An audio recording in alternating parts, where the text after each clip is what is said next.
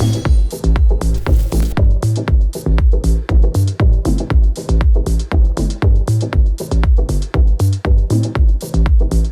LinkedIn. Thank you for checking in again.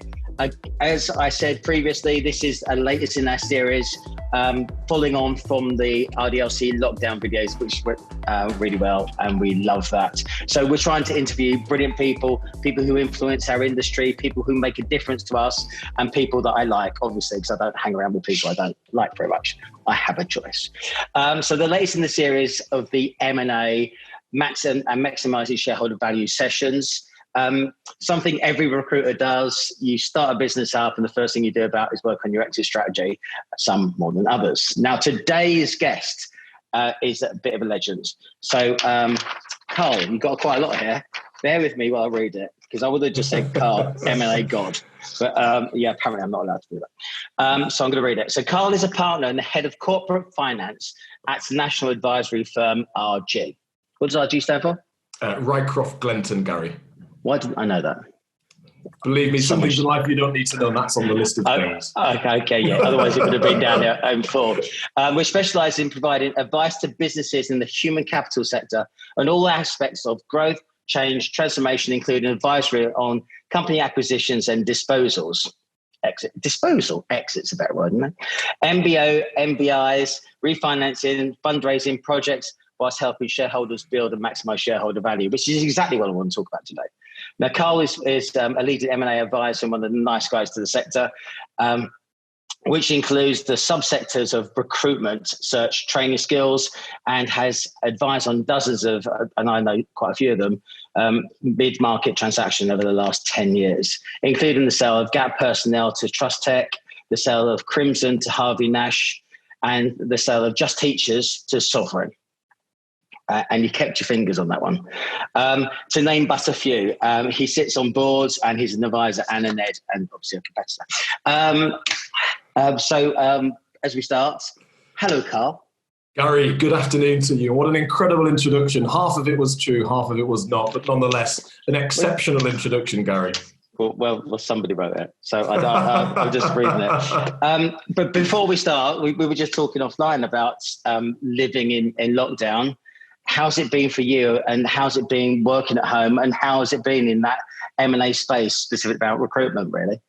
Sure. I mean, to answer personally, Gary, first of all, the last 4 months have been odd, I guess is probably the right answer. We've all had to work in a very unusual way, working remotely, not alongside our colleagues and our peers, which definitely, presents lots of challenges. And of course, the economy has been hugely disrupted by COVID. So we've all had our resilience and our work ethic tested to the maximum. But for sure, there are always winners and losers. And today I'm going to try and focus in on, those whom have fared better than others and what we can all do to make sure that we are well placed to bounce back post-COVID. But sure, the last 4 months, Gary, have been really challenging, but there have been a number of opportunities come to the fore, which is definitely what I want to focus in on during this session, Gary.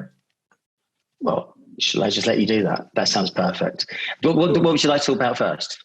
Well, I think, Gary, you asked me the question, what is the M&A landscape like within the staffing sector? So let me try and give some context first. So, to give some statistics as a start of a 10. So in the first half of 2020, so the 6 months to June, M&A activity within the sector is down 37% versus the same half last year. So of course, that simply means there has been significantly fewer transactions completed in the 6 months to June. I suspect a large proportion of that reduction in deal volume is a direct result of COVID, bearing in mind, actually, in Q1, there was a real activity when it comes to M&A, largely driven by the strong economy. And I think a lot of businesses, Gary, were performing brilliantly well, up until March. And also, of course, the changes that were being introduced in March in relation to CGT and entrepreneurs relief. So there was a huge focus to try and get deals done pre-mid-March. And thank God, we had that incentive, because following, lockdown, M&A activity has definitely been significantly more subdued. It's really interesting. When you look at some of the stats as well, I think some of the PLCs have opened up all those closets and thrown all their skeletons.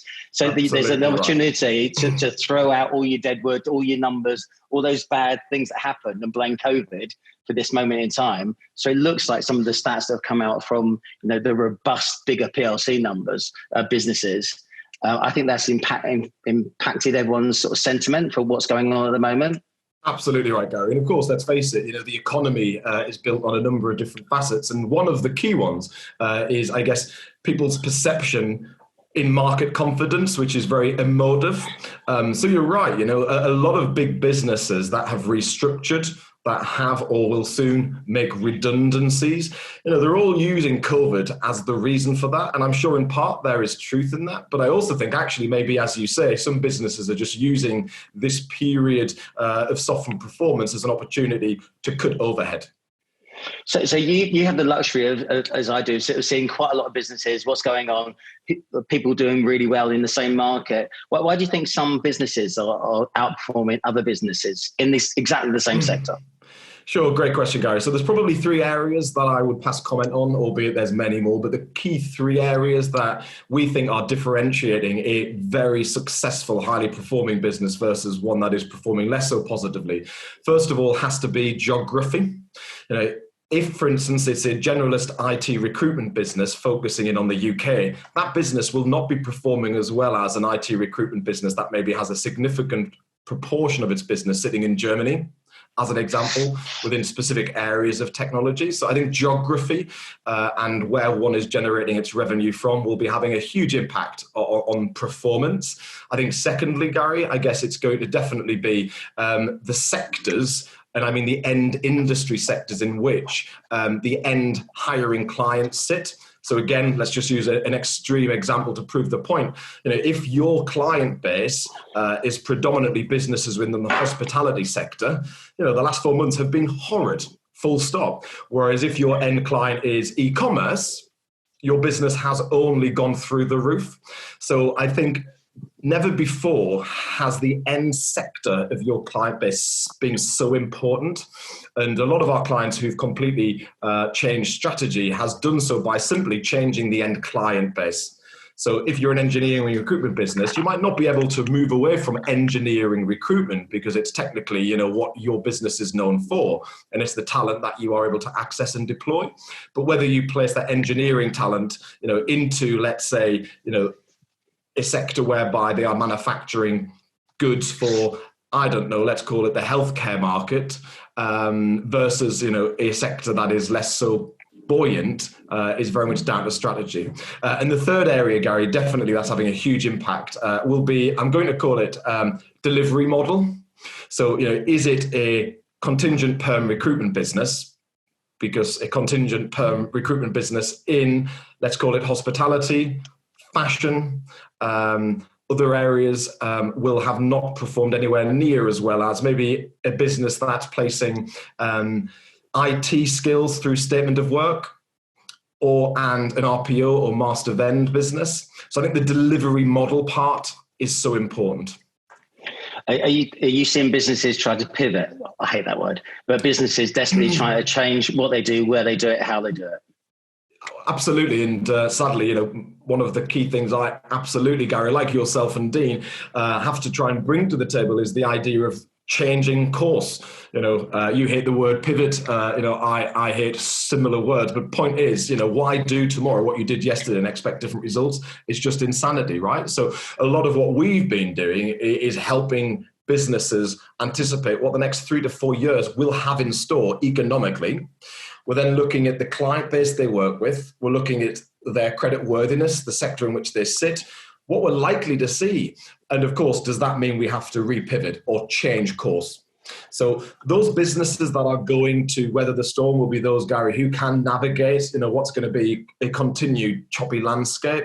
Those who sit tight, cross arms and wait for the good times to return, well, we'll either have to be incredibly patient or we'll have to have deep coffers, because I do think it's going to get materially worse before it gets materially better.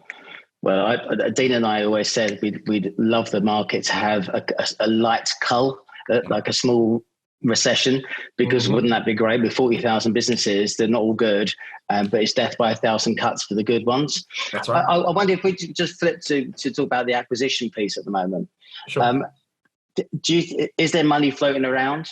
Are people looking for distressed acquisitions so they can, the usual suspects trying to nick some businesses on the cheap? Or have we got some mature players out there who are thinking, because a lot of recruitment businesses, they've had their staff paid for, they've got cash in the bank. That a lot of businesses right at the moment, they're not writing up business, but they're cash rich. And it's where they invest that cash.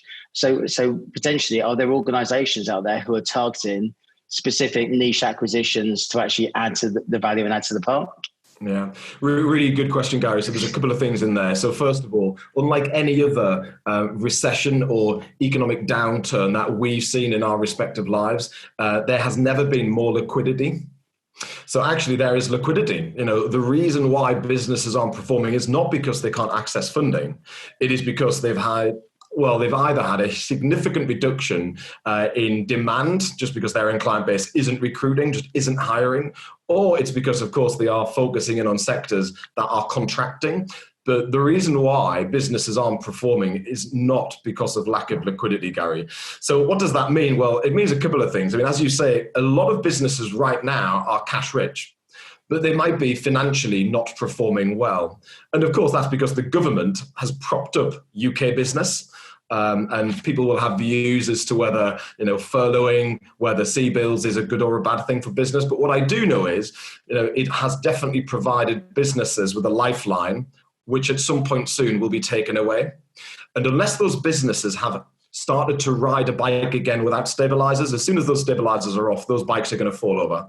And of course, that will present a huge opportunity for large, well-capitalized, listed and or private equity assets who want to go and acquire good businesses for significantly lesser value, Gary, than they would have paid for those same assets 6-12 months ago.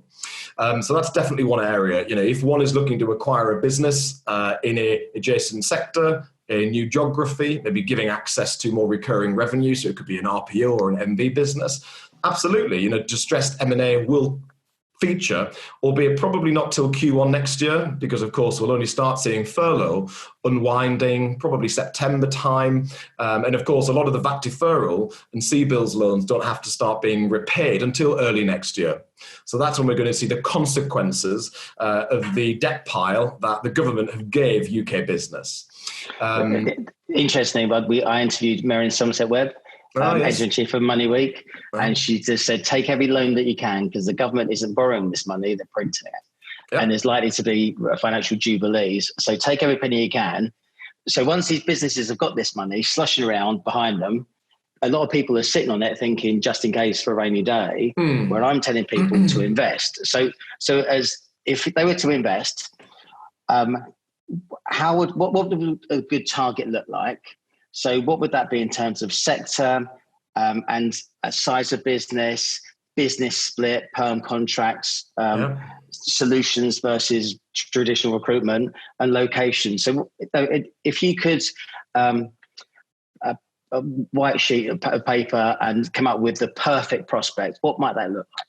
Sure, absolutely, Gary. And before I give you that insight, can I just step back just for a moment? Because you asked a great question around, who will the likely acquirers be of businesses? And I think I said that without doubt. There's never been more liquidity. So as you say, there'll be some acquirers, be it large, be it listed, be it private equity backed, who definitely will look to acquire distressed businesses.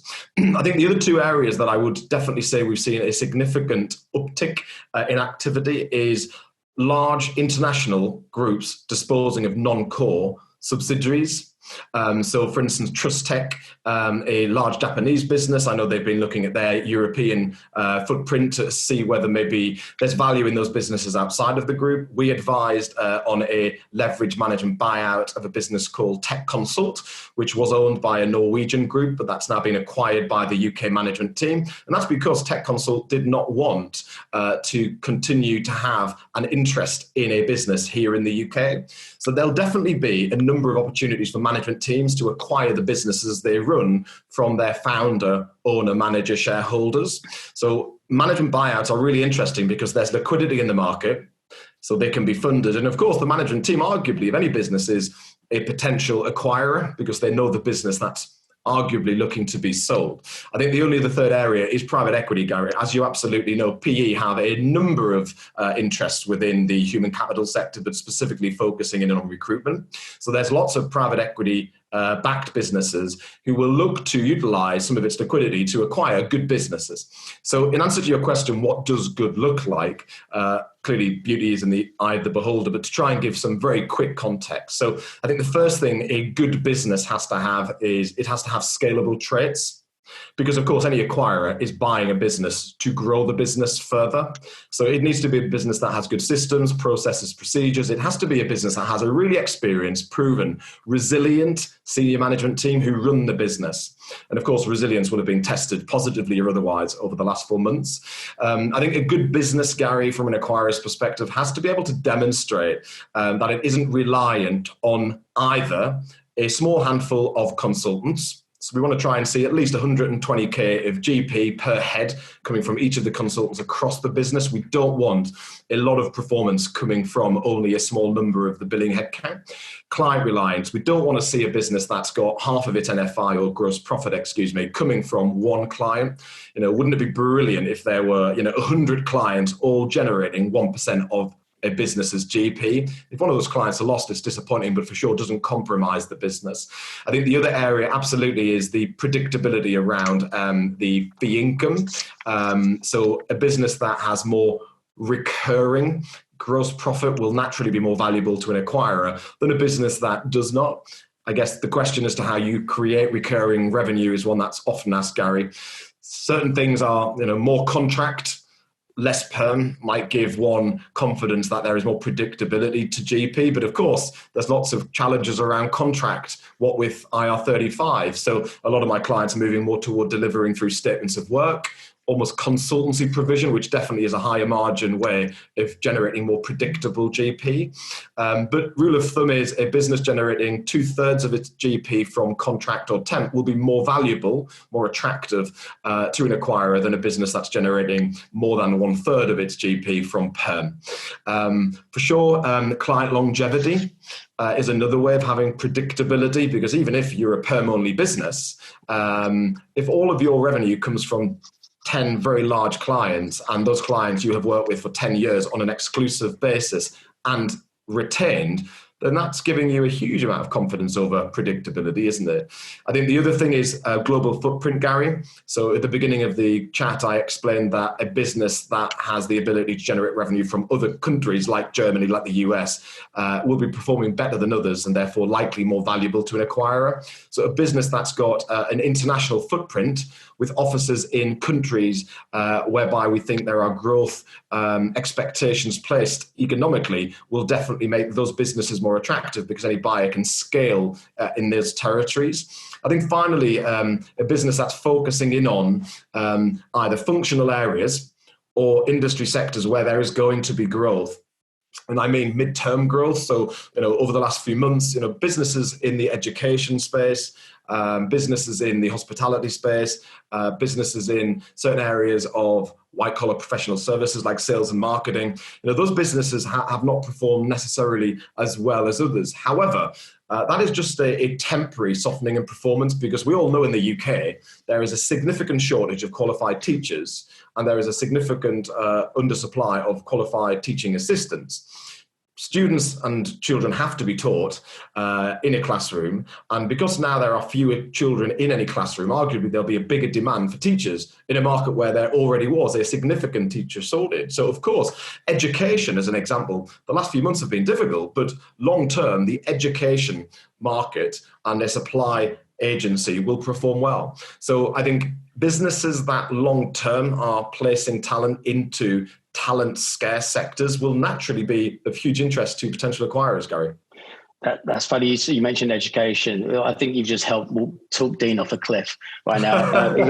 He was saying the other day, is like, it didn't matter what he did, how he did it, that there's nothing that he could do, smart, clever, innovative, genius standard that would make a blind bit of difference at the moment. So, no, but that's short term, isn't it? And I'm sure Dean would agree, Gary, that, short term, if schools are closed, then there's no need for supply teachers for sure. However, we don't buy shares in a business, do we, for short term gain? You've got to invest in shares for long term structural returns. And the reality is, as I would hope Dean would agree, there is going to be a significant opportunity for supply agencies placing teachers into schools here in the UK. But for sure, the last few months have been very difficult for those businesses. 100%. But in typical Dean style, he's recruiting he's recruiting like video. Now, the people talk about. So you're talking about an international business with a footprint all over the place. A lot of smaller cap businesses will be looking at. What's my starting point? And you do have a lot of CEOs who are a little bit, run down. We've all worked all the way through this process. Everyone's a bit knackered, slightly disillusioned. The R word hasn't been mentioned yet. As Marion said, this isn't a recession, but there's probably one in the post. That being the case, some CEOs might be thinking this is a great moment to actually just pass on the reins to somebody else. Absolutely. To work with someone like yourself, what's the EBIT, the magic EBIT number where you start to get really excited? So it's 1 million, and then at 5 million, you just everything goes crazy. What are the trigger points? Sure. So there's two answers to your question, Gary. I mean, when it comes to M&A, for a business to really grab the attention of a potential acquirer, it needs to be generating an EBITDA or a pre-tax profit, Gary, of circa £750,000 plus, because arguably until that point, a business will be of a certain size whereby it will definitely still be reliant heavily on its owner founders, and therefore it's difficult for that asset to be sold and for that value to be retained by the ultimate acquirer. So most acquirers in the market would look for a business that's generating a pre-tax profit, Gary, of £750,000 plus. However, from my perspective, I appreciate that small acorns produce big trees, and therefore actually I would much rather get to work with a business, a board, a management team, many, many months, many, many years prior to them contemplating a potential transaction, because it gives me the ability to help them make sure they make the changes they need to make their business incredibly valuable and therefore attractive to a purchaser. So ordinarily, I find myself, Gary, engaged between 2 and 3 years prior to the date when the shareholders ideally would realize value for their business. Therefore, for me, I can get to know a business at any point. Its pre-tax profit is totally irrelevant. Okay, that's really interesting. So what type of things would you be doing at that point? So you've just ruined half my questions here. Sorry, Gary. Sorry. That's right. Just means we go to the pub quicker. Absolutely. So when you're shaping a business and you get involved and you're sitting on the board, so much as there's a few people who just do something similar. When you get that luxury to do that, what are the things that you would try to trigger to help businesses maximize shareholder value? Yeah, great question. Okay, so I guess there's a number of things, but if we think about how a recruitment business is valued first, that might give good context. So as we all may appreciate, a recruitment business typically is valued based on a multiple of adjusted earnings on a cash-free, debt-free basis, allowing for normalized working capital. So there's 5 key numbers that need to go into the equation, Gary, to value a business. So as a corporate finance advisor, my job is to make sure that the board understand those 5 levers, because you can pull each of them to improve value. So let's just try and quickly skirt through those 5 areas to give a bit of context. So in terms of multiple, typically a recruitment business that is generating between £500,000 and £750,000 of pre-tax profit. Let's assume it's 2/3 contract or temp, 1/3 perm. And let's assume it's a good business. That business typically would be valued at 4 to 5 times adjusted profit. So how can you increase the multiple from 4 to 6? That's the question I ask myself and the board. So there's a number of things you can do, and we've discussed many of them just previously, Gary. So can we maybe set up a business in Berlin?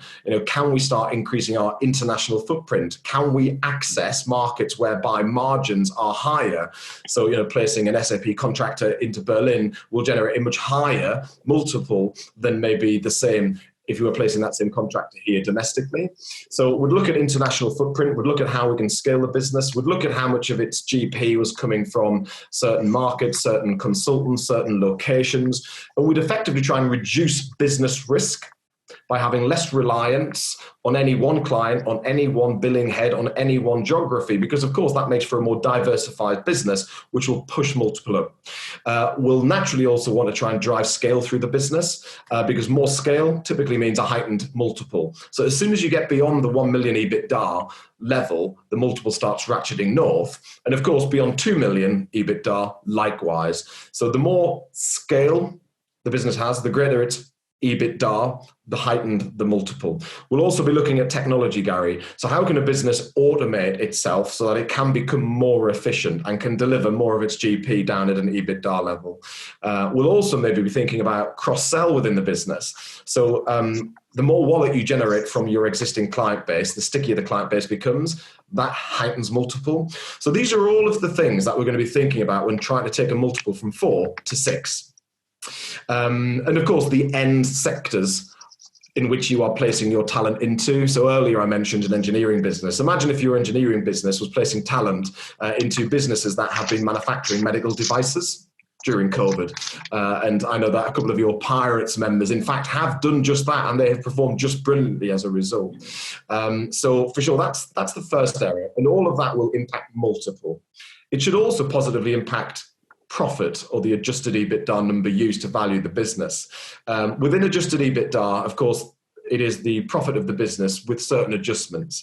And it's these certain adjustments, Gary, where typically we can add value. So if the business is incurring cost, and those costs are exceptional, non-recurring, one-off costs, so rec-to-rec fees, and or legal and professional fees, and or redundancy fees, all of those things should be added back when finding our true underlying profit figure, i.e. the level of earnings the business would generate under the ownership of a third-party acquirer. So as an advisor, my job is to also start helping the board focus in on the right profit number, and of course the calculation of that profit number thereon. Because if we only increase profit by £100,000 and the multiple is 6 times, that's a £600,000 impact the vendors will see as and when they sell that business. And I'd rather have that £600,000 in my client's pocket than not. So that gives us a multiple of profit. But of course, we then move on to cash. So what can we do to help the business improve its cash conversion? Well, things like credit control. How does the business manage credit control? How are invoices sent out? Do they send out invoices electronically, or do they do that through a third-party agency? How can we reduce the amount of time from sending out an invoice to cash collection? Similarly, when it comes to creditors, I guess the only big creditor in a recruitment business might be outside of HMRC, might be limited company contractors. So again, I've seen, can you believe, Gary, many a time agencies choose to early pay limited company contractors. Why? If you choose to pay early, effectively it means you need more cash in the business to fund working capital. So as and when you come to sell your business, you have to leave more money in the tin. So we try and get our clients to start understanding the impact cash and debt has on value. And of course, the final area is working capital. What can we do to collect cash quicker? Make sure we are only settling our creditors on time each time to try and maximize the ultimate cash position that we are able to allow the shareholders of the business to appreciate on sale. So there's quite a lot of areas, Gary, that you can focus on to manipulate/manage how one can increase the value of the business prior to sale. And those are only really the tip of the iceberg. Yeah, that's gold, by the way. That's brilliant. Thank you very much. I've only got 2 other questions for you. Sure, one please. which is aligned to that. There is a fine balance between investing in the future, so that anyone who's actually acquiring just sees that you've set up for this. So I know there's a great argument that Sean was talking about. He owned Dynamics. He said, well, this is what I've done with Dynamics. Talk about Nigel Frank, and then think what we can do in the SaaS market, think what we can do in the other markets, think how we could take this internationally, think how we can grow the contract piece out. So he achieved that. And then basically the story, and how important is your story when you're trying to gain value. There's a fine balance between investing early doors so people see that you're committed to it, then they pile in, or you trying to keep all that money in a pot to maximize your value, but then they realize that they're going to have to fund any of your future growth. How do you advise people about that really fine balance between cash today, but it's all to do is getting in the psyche of what the potential acquirer is going to think. Where are you on this journey? Or are you just trying to milk it?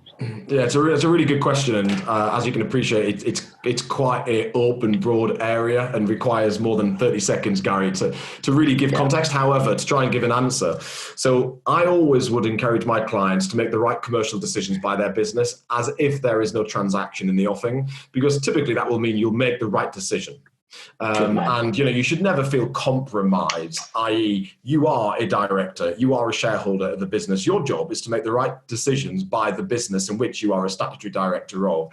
Of course, there's a conflict of interest because you're a shareholder. So who wants to go and set up a new office in New York, which is going to sink in year one, £250,000, if one thinks that might have a negative impact on the value of the business? But let's play that out, because actually, if you do the right thing for the business and there is strategic reasoning as to why that is the right thing for the business, rather than a response, an ill-considered response, then actually it shouldn't negatively impact value. So let's talk that through to the nth degree. So if a business, an IT recruitment business, decided to set up their third location in New York, Gary, and they committed to a year one expenditure of £250,000 to get their serviced officers, to hire a team of two, a consultant and a resourcer, and they were going to write off £250,000 of cost in the first 12 months. And at that point, the business was approached by a potential acquirer.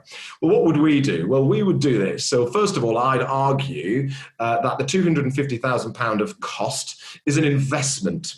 It's an investment that will give rise to turnover and GP growth in time. But during that 12-month window, it will be a cost, and therefore arguably could be added back to profit when calculating adjusted profit for valuation purposes. If a buyer said, well, that's all very good, Carl, but with respect, that £250,000 sunk cost could be an investment if it comes good. But what if at the end of year one, we decide that actually those two heads were not necessarily the right individuals for the business, they are exited, and it's a £250,000 cost with no value to come? Why would we account for that as an exceptional one-off cost? At that point, I'd say, well, actually, because it is a write-off and because effectively that office opening will not be pursued further, arguably it is a clearer write-off and a one-off exceptional cost and should be added back. If the argument doesn't stick, however, I think another argument is to focus in on multiple. So if in fact we find that that branch becomes successful, but still is a loss-making branch in year one, and that was in line with business plan, then even though profitability might have softened, Gary, to the tone of £250,000, what we actually now have is a US branch, which is, from a tax and legal perspective, operational, which anyone who has a business in the US will appreciate that's not a walk in the park and comes at a cost. And of course, heads can be added. So in that instance, arguably, the multiple may have gone from 5 to 6 times. And if the pre-tax profit of the business, pre-opening this loss-making location, was £500,000, and they've then just opened this loss-making location, which brings it down to 250,000, at a multiple of 6 times, actually, the value of the business has gone up by 250,000. So arguably, you end up as a shareholder in the same position value-wise because the multiple's gone up, but the profitability's gone down. So those are the types of things, Gary, one has to be considering. But for sure, doing the right thing by your business should always result in more shareholder value. That was a long answer. Well, it was, Gary, but you know quite well. Why would I choose to deliver an answer in 3 words when I can do it in 3 minutes? You know me, Gary. It's a really interesting dynamic, because that's the big stuff. But it's all about telling your story. I always tell people, treat your business like it's the most important thing to you. Make more money every year. Treat it like it's your baby. Develop it and get a business so someone wants to buy it, not that you want to sell it. That's brilliant. Totally right, Gary. Buddy, I know we're running out of time. I know you've got other things to do. Can I just say thank you so much for giving me your time? You're an absolute diamond. One of the good guys, as I said. I think the detail that you gave us there was exquisite. So really, thank you very much on behalf of everybody. Carl Swansbury, everybody. Thank you, buddy. My pleasure, Gary. Thanks for your time, Gary.